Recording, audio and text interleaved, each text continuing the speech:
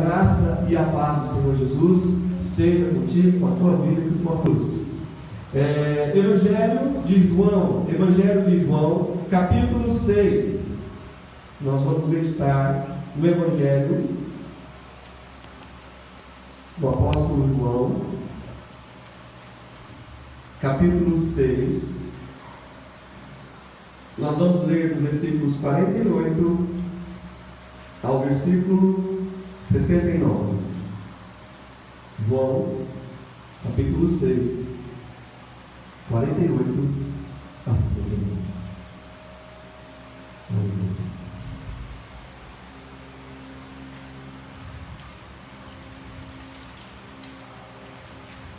Eu sou o pão da vida. Vossos pais comeram maná no deserto e morreram. Este é o pão que desce do céu, para que todo que vem comer não pereça. Eu sou o pão vivo que desceu do céu. Se alguém vier comer, viverá eternamente. E o pão que eu darei pela vida do mundo é a minha carne. Disputavam, pois, os judeus entre si, dizendo: como pode este dar-nos a comer a sua própria carne? Respondeu-lhe Jesus: em verdade vos digo, se não comerdes a carne do Filho do Homem e não beberdes o seu sangue, não tendes vidas em vós mesmos. Quem comer a minha carne e beber o meu sangue tem a vida eterna, e eu ressuscitarei no último dia. Pois a minha carne é a verdadeira comida e o meu sangue a verdadeira bebida. Quem comer a minha carne e beber o meu sangue permanece em mim e eu nele. Assim como o Pai que vive me enviou, igualmente eu vivo pelo Pai, também quem de mim se alimenta, por mim viverá. Este é o pão que desceu do céu, em nada semelhante àquele que vossos pais comeram e contudo morreram. Quem comer este pão viverá eternamente. Essas coisas disse Jesus quando ensinava na sinagoga de Cafarnaum. Muitos dos seus discípulos, tendo ouvido tais palavras, disseram: duro é esse discurso, quem pode ouvir? Mas Jesus, sabendo por si que eles murmuravam a respeito de suas palavras, interpelou-os: isto vos escandaliza? Que será, pois, se virdes o Filho do Homem subir para o lugar onde primeiro estava? O Espírito é que vivifica, a carne para nada aproveita. As palavras que eu vos tenho dito são Espírito e são vida. Contudo, há descrente entre vós. Pois Jesus sabia desde o princípio quais eram os que não criam e quem havia de trair. E prosseguiu: por causa disso, é que vos tenho dito, ninguém poderá vir a mim, se pelo Pai não lhe for concedido. À vista disso, muitos dos seus discípulos o abandonaram e já não andavam com ele. Então perguntou Jesus aos 12: porventura quereis também vós outros retirar-vos? Respondeu-lhe Simão Pedro: Senhor, para quem iremos? Tu tens as palavras da vida eterna, e nós temos crido e conhecido que tu és o Santo de Deus. Amém. Glória a Deus. Pode se assentar? Amém. Se você pega esse capítulo 6, você vai ouvir várias vezes Jesus ele dizendo, falando sobre o pão do céu, o pão vivo, e ele fazendo afirmações claras que ele era o pão da vida, o pão vivo, o pão do céu. Então é o assunto principal, é o assunto recorrente principal desse capítulo 6. Porque nós estamos falando sobre o pão vivo, porque nós estamos falando também daquele que é a palavra, e a palavra é o pão da vida, a palavra que é Jesus, ele é o pão da vida. E hoje, no dia da Bíblia, segundo domingo de dezembro, se comemora o dia da Bíblia. Então nós queremos exaltar a palavra do Senhor. Obrigado. Deus abençoe. Então, hoje nós celebramos o dia da Bíblia, que é a palavra de de Deus, que foi escrita em 3 línguas diferentes: aramaico, hebraico, grego, né? Escrito por homens que estavam em diversos lugares, né, daquele mundo antigo, durante 1400 anos. Interessante que você percebe uma harmonia em tudo que é escrito na palavra do Senhor, né? Não há contradições, porque Deus, né, foi quem dirigiu tanto aqueles que escreveram quanto aqueles que a compilaram. Quer dizer, disseram: isso aqui realmente é algo que nós atestamos com o meio de Deus, né? Mesmo que nós não tenhamos condições de produzir algo igual, nós podemos ver isso é divino, seria algo de Deus, né? Embora só Deus possa fazer obras divinas, né? Mas nós temos condições de reconhecer o que vem da parte de Deus. Então, assim como os homens que, né, testemunhavam, né, acolheram a palavra, porque havia vários escritos na época, e muitas coisas que falavam de Deus, mas havia escritos, por exemplo, que alguns homens, né, querendo escrever sobre coisas de Deus, diziam assim, coisas do tipo: olha, se isso não te agradou, né, peço que vocês me perdoem. Como Deus vai pedir para a gente perdão por algo que ele escreveu, né? Ou pregava, ou ensinava algo diferente do que a Bíblia ensinava, né? Tipo, orações a mortos, salvação pelas obras, né? Então, tudo aquilo que estava em conformidade com o restante da palavra de Deus revelada, né, isso aí foi rejeitado como sendo revelação divina. É por isso que, né, Pedro afirma, né, que homens santos falaram da parte de Deus, né, inspirados pelo Espírito Santo. E aí também nós vemos a palavra de Deus diz que toda escritura é inspirada. Então nós temos certeza que o que nós temos aqui é a palavra de Deus. Qual é a maneira que nós sabemos que é a verdade? O próprio Jesus disse, né? Se vocês quiserem saber, né, a conhecer a vontade de Deus, coloquem em prática, né? Então vocês vão ver que o que nós estamos falando é a verdade. Então, quando nós colocamos isso em prática na nossa vida e vemos isso funcionar, nós podemos ter certeza que a palavra de Deus é a verdade. E é por isso que, apesar de ter se levantado ao longo da história, né, várias tentativas, desde o Velho Testamento, de destruir os escritos sagrados, né? Porque imagina o que foi durante o exílio, botar fogo, quando eles botaram fogo no templo de Jerusalém. Quem cuidou para que os escritos sagrados que ali estavam pudessem ser escondidos e preservados, né? Então houve homens, sacerdotes, pessoas fiéis a Deus que guardaram esses escritos com as suas próprias vidas, né? E mesmo quando o iluminismo, a renascença e tudo mais, né, veio com as ideias de que Deus está morto, né, porque o homem agora, com a ciência, matou Deus, né, nós aqui estamos ainda, né? A fé ainda está viva, o Evangelho ainda está sendo pregado, pessoas ainda estão se convertendo no mundo inteiro, e pessoas como Voltaire e outros, né, que diziam que iam conseguir, através da sua filosofia, acabar com destruir a Bíblia, né? A casa de um desses filósofos ateus hoje se tornou uma das sociedades bíblicas, né? É uma maneira irônica, né, de Deus dizer, né, você morreu, mas a minha palavra ainda está de pé. Porque a promessa dele, que ainda que os céus passem e a terra passe também, a sua palavra não passará. E vai se cumprir tudo o que está escrito na palavra de Deus. Nem motivo, né, deixará de se cumprir. Porque Deus vela em cumprir a sua palavra. Por isso que ele disse para o profeta Jeremias: Senhor, eu zelo por cumprir a minha palavra, né? Então, você pode ter certeza que o que você está tendo em suas mãos é a palavra de Deus, ela não foi adulterada, né? Nós tínhamos escritos as cópias, né, mais recentes datavam de quase 1000 anos depois da morte de Jesus. Mas certo dia alguém encontrou nas cavernas de Qumran, né, lá em Israel, encontrou escritos antigos que datavam de 100 anos antes de Jesus. Então, quase mais de 1000 anos de distância. E as cópias, mesmo tendo passado tanto tempo, estavam exatamente iguais àquelas mais antigas. Então, ninguém perdeu.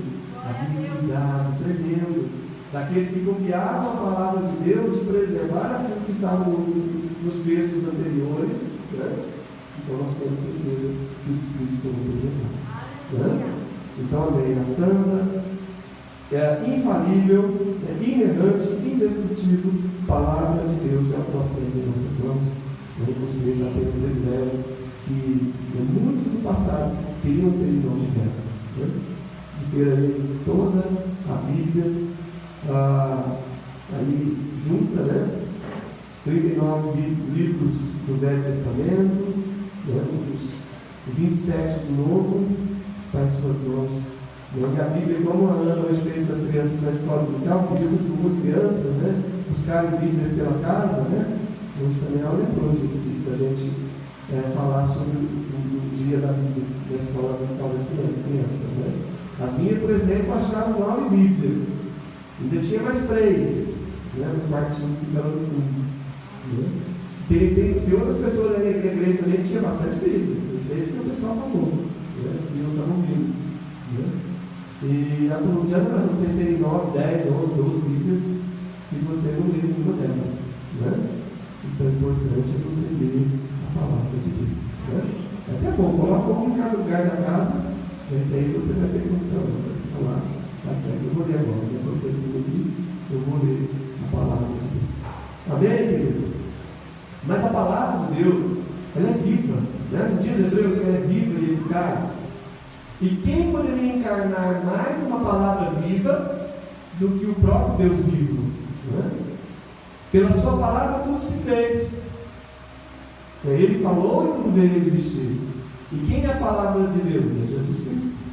Ele estava com Deus na criação, por ele tudo se fez, e sem ele nada do que havia sido feito realmente existiria se não fosse por ele.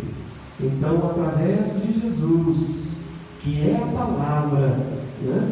Hoje nós existimos, né? E também nós temos aqui a palavra revelada que aponta para quem? Aponta para Jesus. Em João 5,39, Jesus disse: examinai as Escrituras, porque julgais ter nelas a vida eterna, e são elas que testificam de mim. Então vejam só que interessante, né? Jesus conectou vida eterna com a sua própria pessoa, porque ele falou: olha, vocês vão encontrar a vida eterna na palavra, e vão encontrar a minha pessoa dentro da palavra. Porque vida eterna só se alcança através de Jesus, porque a vida eterna é o que? Jesus resumiu. Né? A vida eterna é essa: te conheço a ti, como único Deus, e ao teu Filho a quem enviaste. Então, a vida eterna vem através do conhecimento de Deus. Né? Agora, somente letra, né, e papel não revela nada, a menos que você leia como deve ser lido as Escrituras, pedindo revelação, pedindo entendimento, porque é a revelação das Escrituras a que traz entendimento. Então a palavra tem que estar viva para você. Jesus tem que estar vivo nessas palavras. Né? Então, queridos, nós vemos aí, por isso que diz em João capítulo 1, né, que Jesus é o Verbo, ele é a palavra. Né? Há várias versões, a NVI, a da linguagem de hoje, e muitas outras traz a palavra. Né? As mais antigas, a corrigida, a atualizada, a nova atualizada, ainda traz a palavra verbo. Mas verbo significa a palavra. Né? Interessante que a palavra, ao mesmo tempo, ser o pão, né? Eu comecei a ler para vocês a partir do versículo 48, mas vocês vão ver, por exemplo, no versículo 32, ele já vinha falando. Respondeu Jesus: em verdade vos digo, não foi Moisés quem vos deu o pão do céu. O verdadeiro pão do céu é o Pai quem vos dá. Porque o pão de Deus desce do céu e dá vida ao mundo. Então lhe disseram: Senhor, dá-nos sempre esse pão. Então Jesus é o verdadeiro pão do céu. Embora pareça que realmente aquele maná caiu de forma milagrosa, né, do céu, né, aquele pão era matéria. né? Alguma coisa, se foi pelo poder de Deus, que materializou alguma coisa comestível, né? Ele não tinha poder, né? Como muitos creem no santo grau, que vai dar a vida eterna se alguém beber o que está lá dentro, do conteúdo do santo grau, né? Foi até tema de filme ali, de Indiana Jones, né? Ou em busca de alguma poção mágica que vai te dar a vida eterna. Nada disso. Nem o próprio pão milagroso que Deus fez descer do céu, na verdade era só para alimentar o corpo físico deles. Porque, infelizmente, muitos daqueles que estavam ali no deserto, quando o maná, Deus derramou o pão naquele maná do céu, era o povo que estava vindo do Egito, né, atravessando o deserto para ir para a terra prometida. Infelizmente, muitos deles caíram, mesmo tendo comido o pão do céu, mesmo tendo comido o maná. Porque o pão que Deus esperava com o qual eles se alimentassem não era, né, um maná físico, mas era um maná espiritual. Porque Deus mesmo havia dito a eles que eles não viveriam, né, não só de pão viveria o homem, mas de toda a palavra que sai da boca de Deus. É pela palavra de Deus que eles viveriam, né? Então, nós vemos aí, então, a palavra Jesus se encarna, né? E aonde foi que isso aconteceu? Bem, aonde foi que o pão, vamos dizer, se o pão nasceu, né? O pão não foi na padaria que você vai saber onde o pão nasceu. De fato, o pão nasce na padaria, né? E nós vemos Belém. Belém é o que? É a casa do pão, é o nome. Belém significa isso, casa do pão. Interessante como Deus, né, faz com que Jesus, né, saia lá de Nazaré, né, e vá para Belém por causa do recenseamento, para nascer na casa do pão. Por quê? Porque Deus estava entregando o pão vivo do céu ao mundo, né? E aí, gente, Jesus passa um tempo no Egito, né, fugido de Herodes. Depois Herodes, do tempo Herodes morre. Ele volta e vai crescer aonde? Né? O pão vai crescer lá em Nazaré. Nazaré, ela tem, né, muitos acreditam que a palavra esteja ligada à palavra nazireu. Vários nazireus do passado, né, Sansão, Nazireu e outros, né, eram pessoas consagradas a Deus. A palavra significa separado, consagrado, né? Então nos lembra do quê? Dos pães consagrados que eram colocados sobre o altar todos os dias do templo, né? Eram pães consagrados, só os sacerdotes podiam se alimentar daquele pão, né? Então o pão da vida, ele cresceu, né, num lugar consagrado. Ele estava separado, consagrado a Deus, para até que ele pudesse se revelar no seu ministério. E aonde o pão foi partido, né? Jesus nos disse que este é o meu corpo que é partido por vós. Todo mês nós lembramos disso na ceia, né? O pão foi partido em Jerusalém. Jerusalém significa casa da paz, né? Então, é interessante. Mas Jesus, como que se em casa da paz? Jerusalém foi um dos lugares mais difíceis para os profetas de Deus. Tanto é que Jesus disse: não se espera que profetas não sejam mortos, senão em outro lugar que Jerusalém. A maioria dos profetas foram mortos justamente em Jerusalém. Mas sabe o que é interessante? Apesar de ser um lugar de paz e ter passado por tanta guerra, né? Ao longo da história, ter passado por tanta guerra, mas é um lugar de conflito. Normalmente o lugar da paz, onde se proclama a paz, é o lugar onde houve uma guerra e foi decretada a vitória, né? Então por isso que Jerusalém é um lugar de conflito. E Deus disse em Ageu 2:9: neste lugar vos darei a paz. Por quê? Porque para que houvesse paz definitiva, um sacrifício precisaria ser feito, né? Então vem Jesus e é oferecido como sacrifício, né, na casa da paz. Porque o castigo que nos dava a paz estava sobre quem? Sobre ele.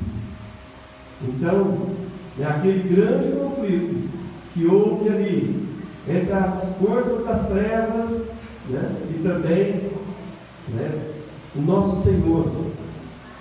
que venceu, apesar de todo o ódio que o inimigo tentou contra o nosso Senhor. E naquele lugar foi nos dado a paz, onde a paz finalmente vai reinar.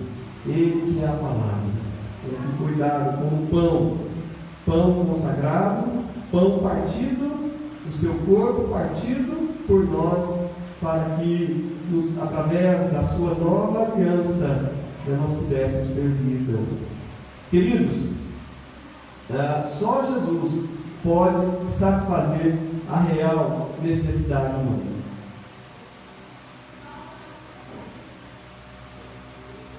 O homem pecador, ele está morto espiritualmente falando, né?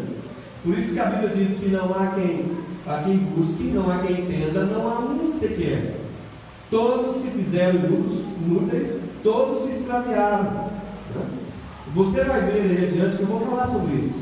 Se não for Deus colocando Jesus no seu caminho, né? Ou levando você até Jesus, a Bíblia deixa claro que é a graça de Deus que conduz-nos ao arrependimento, né? Por isso que Jesus afirma que não fomos nós quem escolhemos, mas Ele nos escolheu, tá? Então é necessário você entender que essa era a nossa condição de homens pecadores, mortos espiritualmente. O máximo que nós conseguimos é sermos religiosos, né? Tem muita gente aí religiosa, cultuando, adorando, seja achando que está adorando o nosso Deus ou adorando outros deuses, né?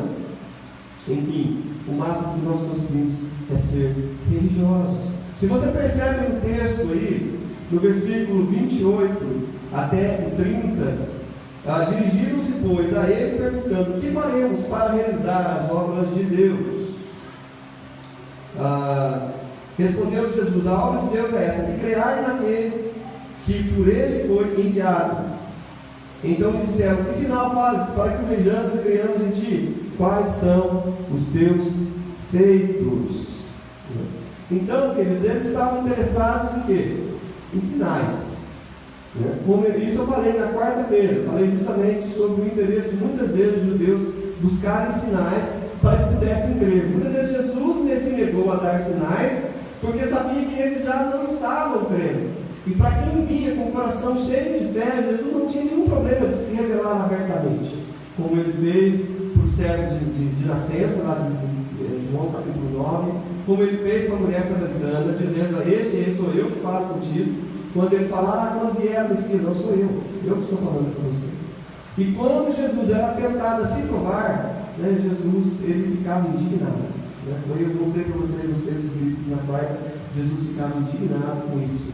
Não que ele não, para quem realmente estava sinceramente querendo conhecer a Deus, ele não pudesse dar nenhuma prova de sinal. Tanto é que quando os discípulos de João foram enviados, Jesus deu provas para eles, Eles falaram assim: ao Senhor mesmo devemos esperar o mundo.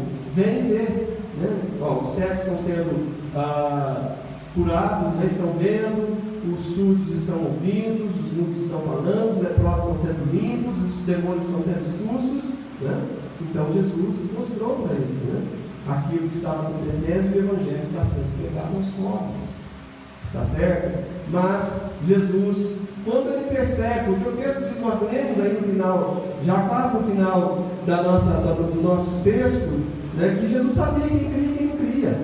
Jesus sabia até mesmo quem haveria de trair. Então tinha muita gente que via sinais, que viam prodígios, que viam maravilhas, e ainda assim não criam. Então, e mesmo porque, se você for olhar, esse povo estava vindo atrás de Jesus. Por quê? Se você acha que eles foram ali já chegando, perguntando quais as obras de Deus para que nós a praticamos, não, eles vieram com um papo religioso porque Jesus deu uma cortada neles e começou a falar de Deus. Por quê? Porque esse povo havia recebido, você pode ler no mesmo capítulo aí 6, que fala o quê? Sobre Jesus multiplicando os pães e os peixes. E o povo ficou maravilhado com aquilo. Então Jesus não vai. Nós temos aí uma fonte de provisão diária de alimento. Todo dia a gente vai receber uma cestinha básica. Então o que o povo fez? Jesus anda sobre o mar, atravessa. O povo, gente, dá um jeito de, não sei se cortar volta, se pegar barco também, mas já estava esperando Jesus do outro lado, né, perguntando: mestre, como é que o senhor chegou aqui? Versículo 25, versículo 26, Jesus já começa, ó, cortou. Respondeu Jesus: em verdade vos digo, vós me procurais, não porque viste sinais, mas porque comeste do pão e vos fartastes. Né? Porque os sinais eram para comprovar a divindade de Jesus. Por isso que João escreve no final do capítulo muitas coisas que Jesus fez, muitas coisas que Jesus falou, mas estes foram registrados para que creais que Jesus é o Filho de Deus, e para que crendo vocês tenham vida no nome dele. Mas as pessoas, mesmo vendo sinais, ainda estavam com as suas mentes, os seus corações voltados para as coisas aqui da terra. É por isso que a palavra do rico do Lázaro, sabe? Lá, né, lembram? Que tem um rico e tem o Lázaro, que era mendigo, que comia, né, que ficava pedindo na porta do rico esmola, né? Aí morre o rico, morre o Lázaro, o rico vai, né, para o inferno, e Lázaro vai para o seio de Abraão, né? Seria já um lugar de gozo, de lembrança, e o rico, lá no inferno, ele pede a Abraão, né, porque ele vê, e diz: me refresca aqui, porque eu estou em tormento. Né? Falou assim: não posso, meu filho, tem um abismo entre nós e vós, que não tem como transpassar. Então, faz o seguinte: eu tenho meus irmãos lá, né? E ele sabia, né, provavelmente, que os irmãos não estavam. Ele falou: manda alguém lá, para falar para eles que a Bíblia, a palavra é a verdade, para eles crerem. Sabe o que Abraão respondeu para ele? Ainda que alguém se levantasse dentre os mortos, eles não vão crer. E dito e feito. Muita gente na época de Jesus, tinha gente que cria, tinha gente que não cria. Mesmo vendo na vida daquelas pessoas mudança de vida, e gente disposta a morrer por sua fé. Quem vai sustentar uma mentira? A ponto de dar sua vida por uma mentira? Não?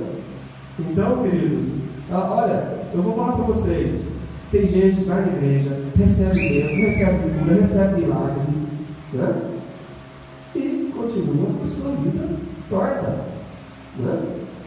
Por quê? Porque não crê. Porque não apega com firmeza as verdades que a palavra de Deus nos revela. Então, o que nos firma não é experiência, não é milagre, não é sinal. Já na época de Jesus já acontecia isso. Lembra dos 10 leprosos? Quantos voltaram? O que Jesus falou para ele? Vai, a tua fé te salvou.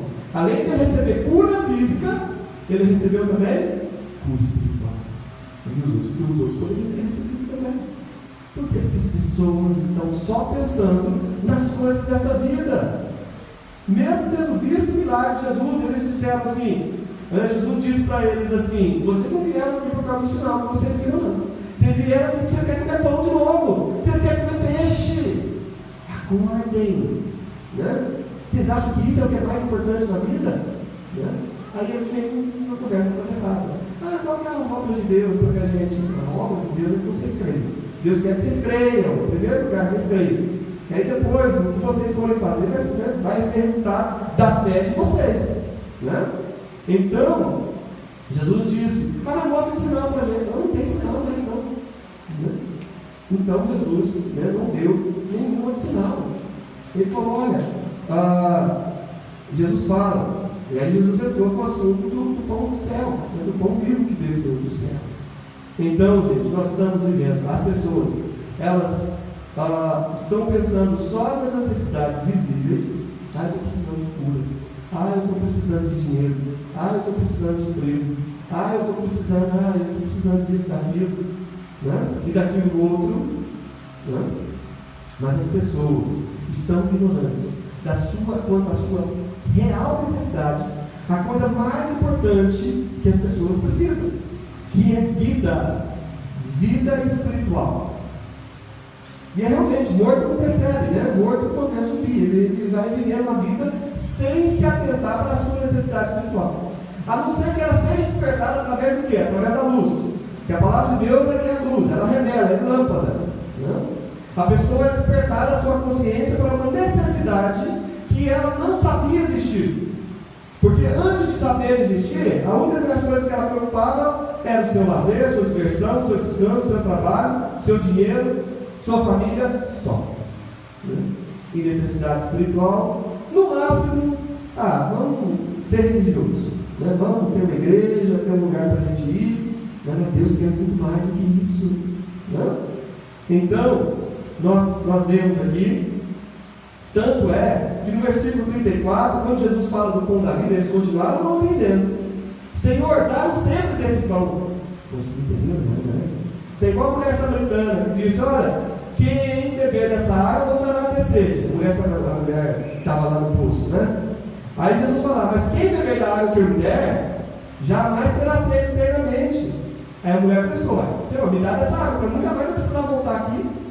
Porque era um poço afastado do vilarejo. Todo dia ela ia no pior hora do dia, porque não tinha muito boa fama. Então ela ia no meio-dia, no sol a pino, com lata d'água na cabeça, até música, né? E, enfim, essa era a situação, não queria. Mas não podia ficar sem água, né? Então, queridos, pense a nossa principal necessidade, a necessidade de vida no nosso interior. Né? Então, por quê? Porque nós precisamos de vida no nosso interior. Não só de pão viverá o homem. Jesus citou isso para Satanás. Quando Satanás, vendo que Jesus estava jejuando 40 dias, 40 noites, estava com fome, virou para ele: pega essa pedra aí e transforma em pão. Eu pensei, ele sabia que Jesus tinha condição de fazer isso. Fez água virar vinho, não ia fazer pedra virar pão, né? Ele falou assim, Jesus falou: não só de pão viverá o homem, mas de toda a palavra que sai da boca de Deus. É isso que a gente vai nos trazer verdadeira vida. Então nós vemos aquele que é a palavra, que se encarnou, que transformou o pão vivo, né, para servir de alimento para a humanidade. E a Bíblia diz, aí em João capítulo 1, versículo 14: o Verbo se fez carne e habitou entre nós, cheio de graça e de verdade, e vimos a sua glória como unigênito do Pai. Ele se fez carne, cheio de graça e verdade. Jesus consegue unir as duas coisas, que é difícil, né? Porque quando a gente pensa em graça, a gente pensa num Deus que tem que exercer misericórdia em nós, porque se não for pela sua graça, a gente não tem como ser salvo. Mas ao mesmo tempo ele une verdade com graça, porque ele não pode admitir que após nós termos recebido a graça, nós não vivamos a verdade. Então só Jesus pode derramar graça e fazer-nos viver a verdade. Por quê? Porque ele é cheio de graça e cheio de verdade. O versículo 17 aí explica um pouquinho mais. Porque a lei foi dada por intermédio de Moisés. A lei o que ela fazia era só mostrar para você: você é errado. Se você continuar nesse caminho, o que resta para você é condenação. Então a lei foi dada por intermédio de Moisés. Mas a lei veio lá, pelo menos mostrou para nós a nossa condição. Nós estávamos no mato sem cachorro. Então, e aí diz: a graça e a verdade vieram por meio de quem? Por meio de Jesus Cristo. Amém? Então hoje nós temos a graça e nós podemos andar, conhecer, viver a verdade, porque Jesus, nós conhecemos a Cristo, nós conhecemos o caminho. E Jesus, Felipe perguntou: qual é o caminho, Senhor? Eu sou o caminho, a verdade e a vida. Então Jesus é o pão da vida que sacia a fome espiritual. Nós vemos no versículo 35, declarou-lhe Jesus: eu sou o pão da vida, quem tem a mim jamais terá fome, e quem crê em mim jamais terá sede. Nunca mais você vai se sentir como alguém que assim, como era um jovem rico, alguma coisa me falta, alguma coisa está errada, alguma coisa, eu tenho dinheiro, eu estou com a vida tranquila, mas tem alguma coisa errada, alguma coisa me falta. Não. Nunca mais terá fome, nunca mais terá sede, porque a sua satisfação não vem do fato de você ter dinheiro, do fato de você ter uma casa, ou de ter algum meio de se sustentar, né? Futuramente, uma reserva, alguma coisa. Não vem de nada disso. Não vem, né, do fato de você ter, né, uma esposa ou um marido, porque o que te traz satisfação, o que te traz realização, não é seu emprego, não é seu ministério, né? não é ter um amor, né, para estar do seu lado. Quem te traz a verdadeira realização e satisfação é Jesus Cristo. Então, querido, quem se alimenta do pão da vida, diz aí, versículo 47 e 48, de verdade vos digo, quem crê em mim tem a vida eterna, eu sou o pão da vida. Quem crê em mim tem o quê? Vida eterna. Certeza, garantia. Sabe que se morrer agora, está tranquilo, sabe para onde vai. Porque tem certeza, não tem medo. Sabe que vai para o céu, né?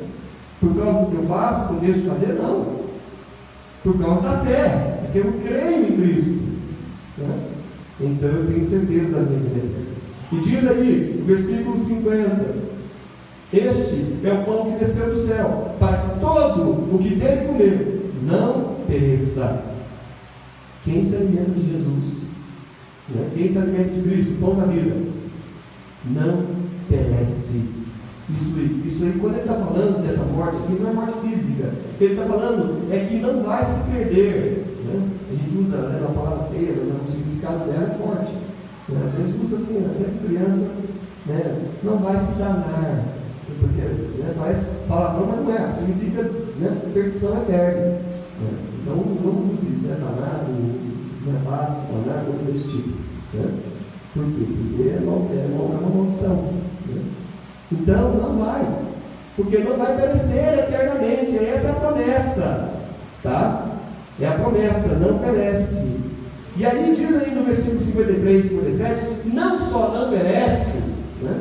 Ah, não, mas eu estou com Jesus, eu vou ter vida. Não, você não vai ter vida no futuro, você vai ter vida agora.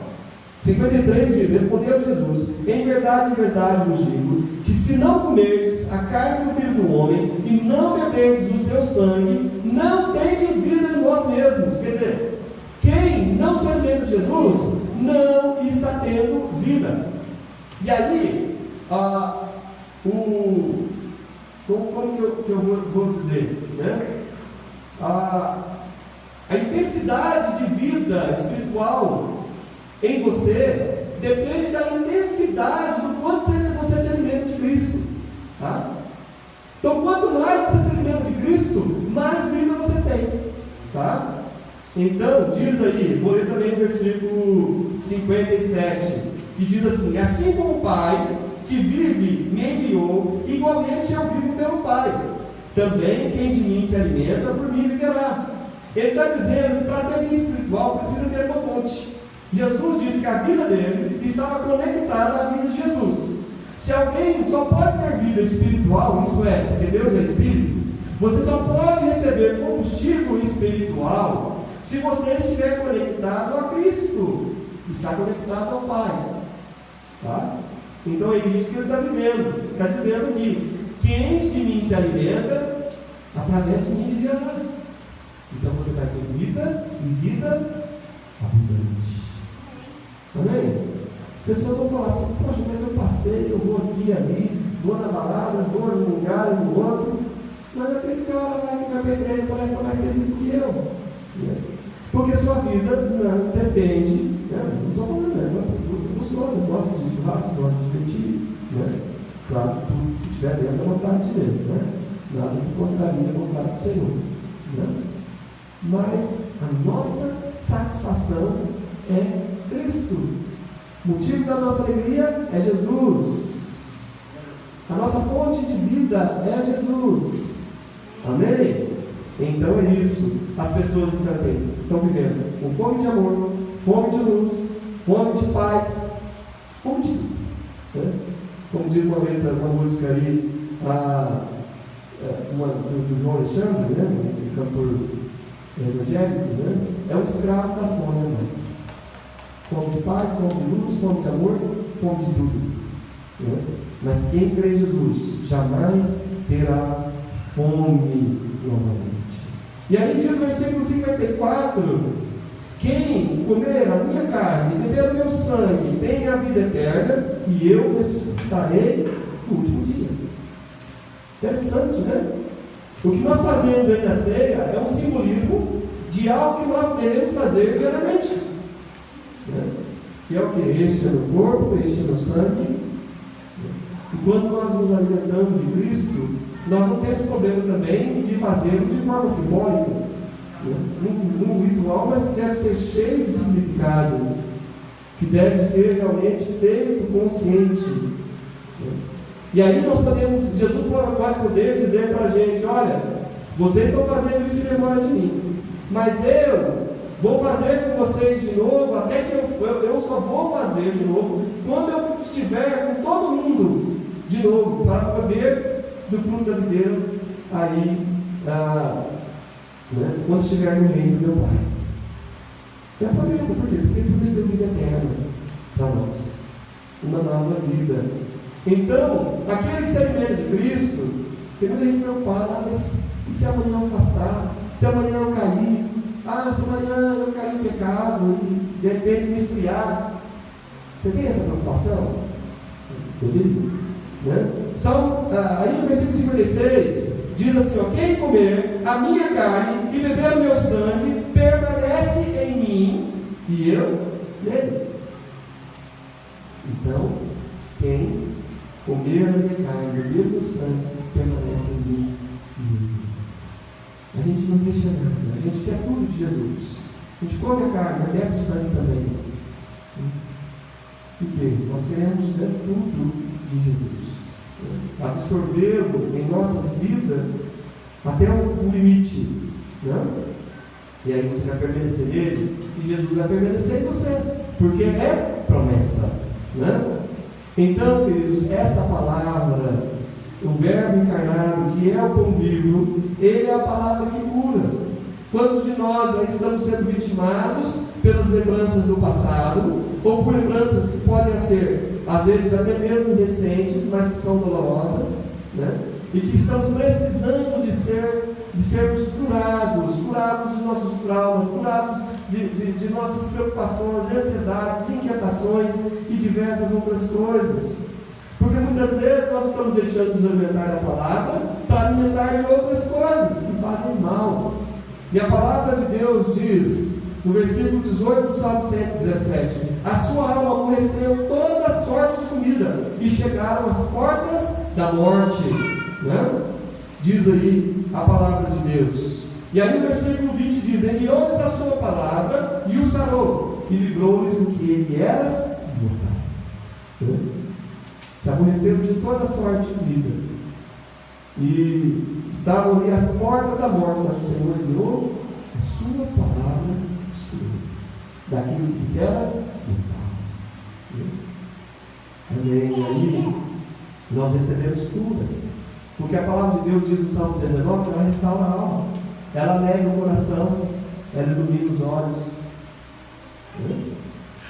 É por isso que o Jeremias, ele disse assim, Jeremias capítulo 15, versículo 16: acharam as tuas palavras, logo as comi, as tuas palavras me foram gozo e alegria para o coração, pois pelo teu nome sou chamado, ó Senhor, Deus dos exércitos. Tua palavra me foi gozo e alegria para o coração. Então, quando você estiver gastando tempo com Jesus, que seja um tempo de qualidade, seja um tempo onde você se alimente realmente dele, né? Que não seja simplesmente uma leitura vazia, né, de um texto bíblico, mas que você tenha tempo para adorar, meditar, contemplar, se prostrar, se alimentar de Jesus, como diz a palavra de Deus, que nós devemos alimentar-nos da verdade. Alimenta-te da verdade, Salmo 37, versículo 3. Suas palavras, Jesus disse, elas são Espírito e elas são vida. Versículo 63: o Espírito é o que vivifica, a carne para nada aproveita. as palavras que eu vos tenho dito são espírito e são vida. Por que Deus não está tão focado, né, na restauração do nosso corpo? Às vezes, por causa do sofrimento, ou porque ele tem algum propósito, ele pode até curar, como tem curado até hoje. É porque sabe também que isso, por causa do sofrimento de Deus, não se agrada do nosso sofrimento. Então, às vezes, ou ele vai trazer cura, ou vai dar força para a gente passar pelo sofrimento. Mas Deus não se agrada de ver seus filhos passando pelo sofrimento. Né? Mas por que não tem esse foco? Todo mundo não é curado, acho que o convertido tem direito à cura. Mas na realidade não é isso que a gente vê. Né? E olha que tem gente pregando um outro evangelho por aí. Não é o que a gente vê na Bíblia. Nem Paulo curava, foi curado quando pediu para Deus, para que Deus, né, o livrasse do espinho da carne. Então, nós vemos uma outra realidade. Mas por quê? Porque ele diz que a carne para nada se aproveita. Sabe? E quando ele fala que aquele crê em mim, vai gozar também o quê? De ressurreição. Eu ressuscitarei no último dia. Um novo corpo vai ser dado para você. Porque nós não somos, o ser humano criado, ele foi criado corpo, alma e espírito. Então, Deus não deseja só almas humanas. Ele te criou na integridade. Né? Então, por isso, nós seremos ressuscitados, porque Deus nos criou, né, também corpo. Quando o ser humano está desencarnado, ele é uma alma humana, mas não é um ser humano completo. Então, por isso que nós seremos dados novos corpos. Nós vamos, então, pelo que nós entendemos também, nós vamos viver uma realidade física. Né? Porque talvez nós precisemos dela, né, para viver uma realidade sensorial em toda a sua intensidade. Né? É maravilhoso. Não dá nem para a gente entrar, ficar pensando, mirabolando muito, porque está além da nossa compreensão, está além da nossa imaginação. Queridos, olha, o que eu posso dizer para vocês, essas palavras de Jesus são espírito e são vida. O que acontece com alguém quando rejeita? Isso. O que eu quero é eu aqui agora, minha comida, meu dinheiro, o que eu preciso, né? Eu não tenho tempo para essas coisas. Tem gente que às vezes não vai dizer isso no supermercado, né? Mas ele, a maneira dele agir demonstra que é assim que ele pensa. Né? Olha, ou a verdade te transforma ou ele te afasta. Diz aí o versículo 66 e versículo 67. À vista disso, muitos dos seus discípulos o abandonaram e já não andaram com ele. Ele, cara maluco, está mandando ele comer a carne dele, está mandando ele beber o sangue dele. Né? Então, já não estava andando com Jesus mais. Então Jesus perguntou, até Jesus não tinha esse problema, né? De, poxa, eu estava com, mais de 1000 likes, não sei quantos inscritos, né? E de repente aí falei um negócio errado aí, né? Perdi todos os inscritos do meu canal, né? Todo mundo começou a me dar dislike. Né? Ele não tinha essa preocupação. Ele era a verdade, ele deveria e tinha que falar a verdade. Tanto é que Nicodemos, né, foi falar com Jesus, né? Tu dizes a verdade sem importar com quem quer que seja. E aí Jesus perguntou para os discípulos: vocês querem ir embora também? Porventura quereis também nos retirarmos? Eles ficaram assustados. Eles viraram Pedro, né? Como sempre, é o mais falastrão. Pedro, sabe que às vezes ele fala uma coisa certa. Ele diz: Senhor, para quem iremos? Tu tens as palavras da vida. Para onde a gente vai? E aí, tem as opções ali, né? Tem gnosticismo, cientificismo, né? Acho que a ciência é um Deus que vai responder todas as perguntas, né, que a humanidade faz. Né? Você pode também ir para o ateísmo. O que você acha? Né? Parece lógico para você que tudo que existe veio do nada? Eu acho que tem que ter mais fé para crer, né, nisso do que crer que um Deus soberano criou todas as coisas. Né? Que tal? Você pode também adorar outros deuses. Né? Muitos deles não têm nem comprovação da história. Quer dizer, eles não existem dentro da realidade humana. Alguém inventou algumas coisas, né? E outros resolveram crer naquilo que o outro cara inventou. Inventou um Deus, inventou uma história para ele, uma lenda, né? Agora, o nosso Deus, ele tem registro na história. Do que ele fez, do que ele falou. Pessoas viveram, viram, escreveram sobre isso. Deus mostrou tudo para mim. É diferente. Não cai nessa de achar que a gente quer em duende, em fada, que o Papai Noel, o Coelho da Páscoa, não tem nada a ver. Não cabe nem a comparação. A pessoa que faz isso é um completo idiota. Porque se você quer refutar a fé, realmente procure entender dela. Aí você vai e refuta. Agora, se você vier com esses argumentos, né, para simplesmente difamar a pessoa com quem você está conversando, Deus não tem validade nenhuma. Então, queridos, ou essa palavra te transforma, ou você vai se escandalizar. Você vai dizer, isso dá para mim, isso não serve para mim, eu não consigo andar nisso, não dá para mim, não vai existir. Então, que nós deixemos que a palavra, que é Espírito, que é vida, nos transforme, entre dentro de nós, faça, mexa as nossas estruturas, mude o nosso pensamento, direcione o nosso olhar para aquilo que é realmente precisa, onde ele precisa estar. Coloque o nosso plano de vida aonde ele tem que estar, que é uma plataforma espiritual elevada acima das coisas deste mundo, fazendo como Paulo fazia, como ele dizia, usando as coisas deste mundo como se delas não precisassem. Mas como ainda nós estamos no corpo humano, sabemos que precisamos trabalhar para poder comprar, para poder comer. Mas a nossa prioridade de vida não é isso. Porque senão Jesus vai dar cortada na gente. Como Deus, vocês estão querendo o quê? Então,